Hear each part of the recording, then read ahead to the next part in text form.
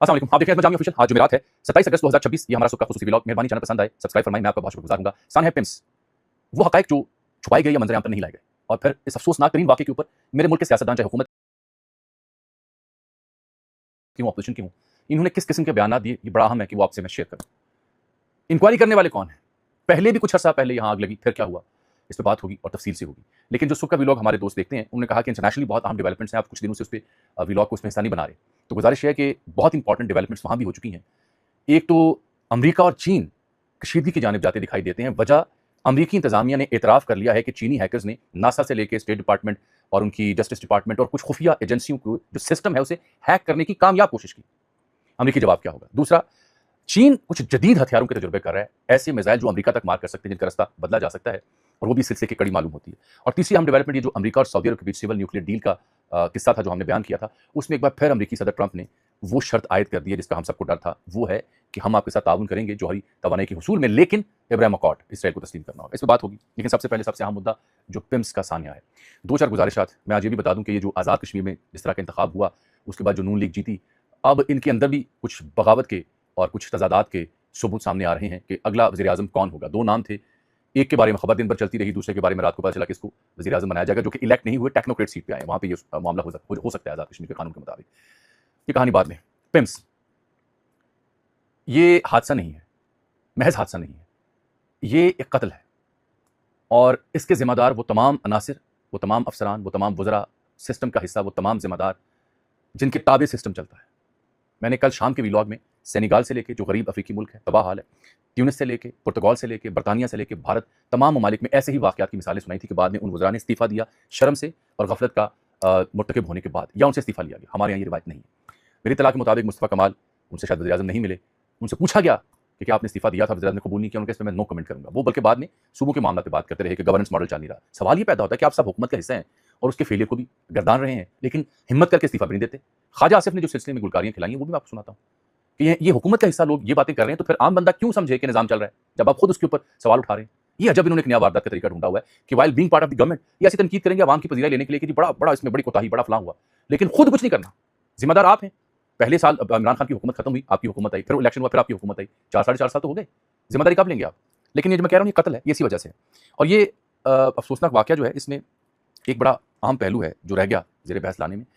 ये जो अफसोसनाक सानिया है, इससे एक तासुर सा उभरता है। मैंने कुछ दानिश्वरों को सुना भी और खुद भी महसूस हुआ है मुझे कि कहीं ऐसा तो नहीं है कि एक नहुसत का साया हम पे तारी हो रहा है। कल यानी बहुत ही खूबसूरत मुबारक दिन था, रबीउल अव्वल, 12 रबीउल अव्वल का। तो बदनसीबी है कि हमें गौर करना पड़ेगा, हमें गौर करना चाहिए कि कहीं इस कदर मुबारक दिन पर भी जो हमारे साथ हुआ, उसमें ये पैगाम तो पोशीदा नहीं है कि हम इंसान बन जाएँ, सुधर जाएँ, करतूत ठीक करें। यही मकसद हो सकता है ना? इस पे भी आप गौर कीजिएगा। फिर मैं आपको अब 2-4 चीज़ें और बताने लगा हूँ, जो इत्तला मुझे मिली। पिम्स के नर्सिंग हॉस्टल में इसी साल 6 जुलाई को आग लगी। इसी साल जुलाई को गुजरे, अभी कुछ ज़्यादा देर नहीं हुई। इंक्वायरी हुई, उसमें मालूम हुआ कि आग लगने या किसी भी हादसे से निपटने के लिए अस्पताल में इंतजामात नहीं है। इंक्वायरी में जो नर्सिंग हॉस्टल में लगी, और कल भी जो वाक़या हुआ, तस्वीर आपको दिखाता हूँ, वो देखें कैसे तोड़ के दीवारें, खिड़कियाँ, सीढ़ी लगा के खातून को निकाला जा रहा है। आप अपनी मुँह बोलती तस्वीर है। यहाँ तो ऐसे बच्चे भी थे, ऐसे वालिदैन भी थे, 12 साल बाद किसी को औलाद नसीब हुई। पता नहीं कितनी मिन्नतों के बाद, मन्नतों के बाद, दुआओं के बाद नसीब हुई औलाद। एक वालिद को मैंने देखा, वो 4 बरस बाद उसके यहाँ बच्चा पैदा हुआ। उनका दर्द हम नहीं समझ सकते, सवाल ही नहीं पैदा होता। बहरहाल जुलाई में आग लगी, इंक्वायरी में मालूम हुआ कि अस्पताल में इंतजामात नहीं, और आज के सानही की जो इब्तदाई रिपोर्ट सीडीए फायर ब्रिगेड ने दी, उसमें भी नाक़िस इंतजामात की निशानदेही। तो निशानदेही कर देते हैं, जिम्मेदार कौन है? वो नए साहब आए सेक्रेटरी, टेंट लगा के बैठ गए, वो खाली रात को पड़ा हुआ, मैं ठीक करके जाऊँगा। बाबू साहब आए पेंट कोट टाई पहन के, अजब बेहिसी है इन सब के यहाँ, अजब। और वज़ीर सेहत मुस्ताफ़ी होने की बजाय बता रहे हैं कि छोटा सा निज़ाम नहीं चल रहा हमसे। एक और सुनिए कहानी। ये रऊफ़ खुलासा साहब ने इसकी जानिब निशानदेही की कि ज़िम्मेदारों को सज़ा दिलवाने की संजीदगी का आलम यह है कि जो साबिक़ सेक्रेटरी दाखिला खुद माजी में नैब के केस में शहीद पुलिस वालों को एक कोटे के प्लॉट बेचने का इल्ज़ाम जिनके सर पे है, ये जुलाई 2021 में बिजनेस रिकॉर्डर ने खबर छापी थी, वो इंक्वायरी भुगत रहे हैं इस सिलसिले में।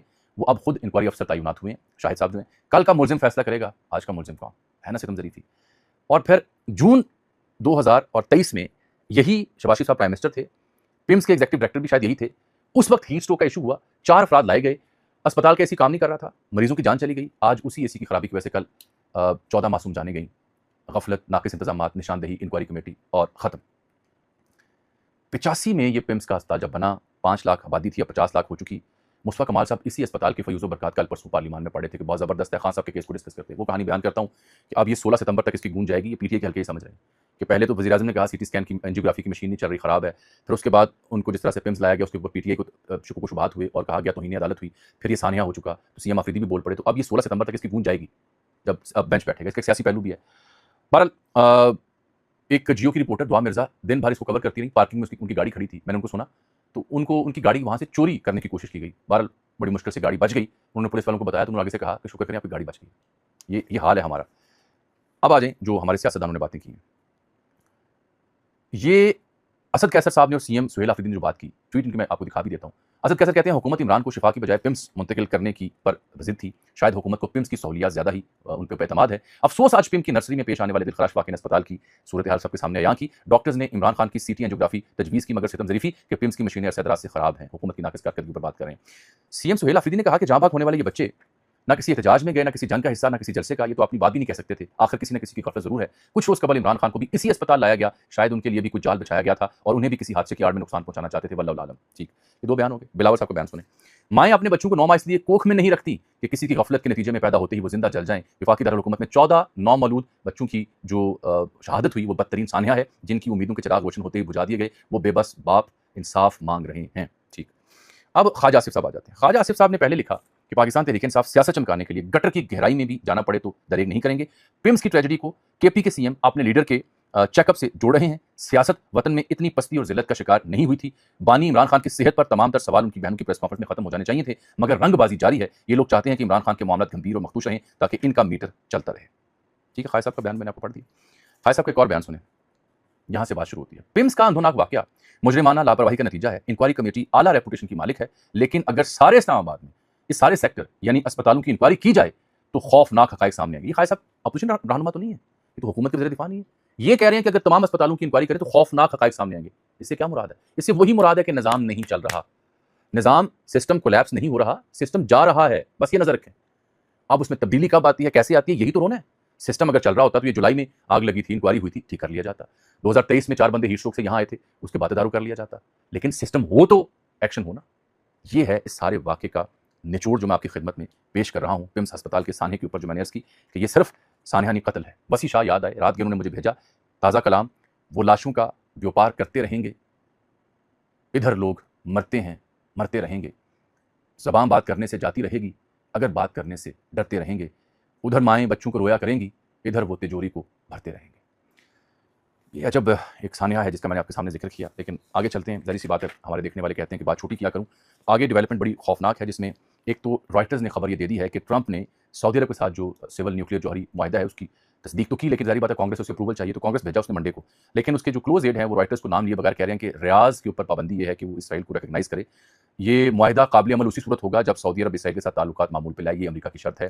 30 साल तक के लिए इसमें मुआहिदा था। जुलाई में इसी बरस ये मुआहिदा हुआ था, जिसके तहत अमेरिकी जो कंपनी है वो न्यूक्लियर टेक्नोलॉजी सऊदीया ले जाएंगी। तो सोमवार को ये कांग्रेस भेजा गया है। वहाँ लिखा गया खबर में, अगर आप देखें, the president's position has not changed that the agreement will not move forward if Saudis join the Ibrahim accords, US official said in an email के जवाब देते उन्होंने कहा। पाकिस्तान का वफ्द क्या था साथी, उसके बाद ओमान का वफ्द, और मेरी तला ये है जो अल जज़ीरा भी बता रहा है कि आज इन जुमेरात को कतर के हुकाम भी, कतर के वज़ीर-ए-आज़म भी जा रहे हैं। तो लग ये रहा है कि एक सीरियस एफर्ट हो रही है, सीरियस पुश हो रही है। ये जो स्टेलमेट हुआ पड़ा है मुज़ाकरात के अंदर, उसको ठीक करने के लिए कोई मामला चल पड़े। ओमान और ईरान इत्तफाक कर चुके हैं एक छोटा कॉरिडोर मैरीटाइम का बनाने के लिए। आपने हॉर्मज़ में इनका पहले भी कंसेंसस था, अमेरिका की धमकियां बीच में आड़ी आई थी। ट्रंप के हवाले से बात थी, तो मैं ये भी वाज़ेह कर दूं, जो खबर आपको दी थी कि ट्रंप ने दुनिया भर में जो लोग अमेरिका जाना चाहते हैं उनके लिए बुरी खबर है कि अमेरिका वीज़ा इंटरव्यू रोक दिया है। जो सिलसिले में वीज़े होते हैं वो आर्जी रोका है या दोबारा उसकी तारीख मुकर्रर की जा रही है। ऑफिशियली वो लोग ये कहते हैं, जो लोग वीज़ा लेना चाहते हैं, ये जो तारीखें बदली गई या कैंसिल की गई, कि वो जो अमला हमारा दुनिया भर में है उसकी तरबियती मुहिम हम कर रहे हैं। मेरा ख्याल है ये एक फेस सेविंग या एक आई वॉश है। दर हकीकत जो ट्रंप जिस बुनियाद पर जीत के आया था, सख्त इमिग्रेशन लॉज उसने मुतारिफ करवाने थे, वो उस जानिब जा रहा है क्योंकि उसकी अपनी पॉपुलरिटी वहाँ गिरी हुई है ईरान जंग के बाद। और ये भी इरादा रखता है ट्रंप अमेरिका में कि 2 लाख वीज़े मनसूख करने उन लोगों के जो अमेरिका में मुख्तलिफ अदवार में आए सयाहत के नाम पे या कारोबार करने के लिए। तो those who are planning to move to America, उनके लिए ये बुरी खबर है। लेकिन एक बड़ा अहम इसमें डेवलपमेंट हुई, वो ये कि रॉयटर्स ने रात गए एक अहम खबर ब्रेक की कि अमेरिका एतराफ़ कर रहा है कि चीन ने और उनके जो हैकर्स हैं, they broke into justice department, महकमा इंसाफ, नासा, फेडरल रिजर्व खजाने का और कुछ खुफिया हसास सेंसिटिव गवर्नमेंट एजेंसीज, उनका नाम नहीं लिया, वहाँ पे मल्टीपल दर्जनों एजेंसियाँ खुफिया। तो चीनी हैकर्स ने गोया ब्रेक इन किया है, हैक किया है, निज़ाम चौपट करने की कोशिश की, जिससे अमेरिका ने रिकवरी की है। ये पहला ऐसा वाज़ेह सबूत है जो अमेरिका एतराफ़ कर रहा है। चीन AI आईटी और साइबर टेक्नोलॉजी में इसका मतलब है अपना नक्श दिखा रहा है, बता रहा है कि हम एक कुव्वत हैं। पैरेलल वो असलियत की दौड़ में भी एक मामले में आगे निकले, वो खबर बाद में आपको देता हूँ। हुआ यह है कि जस्टिस डिपार्टमेंट ने ये बयान दिया, जो रॉयटर्स ने खबर कैरी की। उन्होंने कहा कि ये चाइना बेस्ड एक फर्म है जिसका नाम है Nanjing. Nanjing network technology company जो है, इस कंपनी के क्लाइंट कौन से हैं? अगर आप सुने तो हैरान रह जाएंगे। इस कंपनी के वहाँ चीन में जो क्लाइंट है वो चाइनीज सिविलियन इंटेलिजेंस एजेंसी है, मिनिस्ट्री ऑफ स्टेट सिक्योरिटी है, उनकी जो मिलिट्री यानी द पीपल्स लिबरेशन आर्मी है, ये इस नैनजिंग कंपनी के क्लाइंट्स हैं। तो वो जो हैकर्स हैं, अमेरिका कह रहा है उनका ताल्लुक नैनजिंग कंपनी से है, और ये 2018 से कोशिशें कर रहे थे। अगस्त 2019 में तो वो मौका भी आया जब इस खबर के बकौल इन्होंने नासा का कंट्रोल जैम किया था या हैक किया था, ब्रेक इन किया था। ब्रेक इन का लफ्ज़ वो इस्तेमाल कर रहे हैं, फिर इन्होंने रिकवरी की। यही नहीं, पैरेलल हम देख रहे हैं कि चीन ने हथियारों की दौड़ में भी कमाल किया है। ये भी एक बड़ी सनसनीखेज डेवलपमेंट है। यानी हज़ारों किलोमीटर दूर तैयारों को फिजा में निशाना बनाने वाला हाइपरसोनिक मिसाइल तैयार किया है। इसका नाम दिलचस्प और नया है, हाइपरसोनिक ग्लाइड व्हीकल, HGVs। ये ब्लूमबर्ग ने इसकी तस्दीक की। फिजा से फिजा में मार करने वाला हथियार भी ये उसमें इस्तेमाल कर सकता है, while being in the air. और बहुत यानी हज़ारों किलोमीटर दूर जो दुश्मन के तैयारे रीफ्यूलिंग के लिए इस्तेमाल होते हैं, कमांड एंड कंट्रोल सिस्टम कहीं होता है, उसको तबाह कर सकता है। ये ईरान अमेरिका जंग के तनाजुर में इंपॉर्टेंट डेवलपमेंट से कहा जा रहा है, क्योंकि इल्ज़ाम लगता है कि चीन ने ईरान की खासी मदद की है। और याद रहे कि जो ईरान पे तैयारे हमला करने आते हैं वो भी रीफ्यूलिंग करवाते हैं, रास्ते में एयर टू एयर भी करते हैं, उनकी बेसिस भी हैं।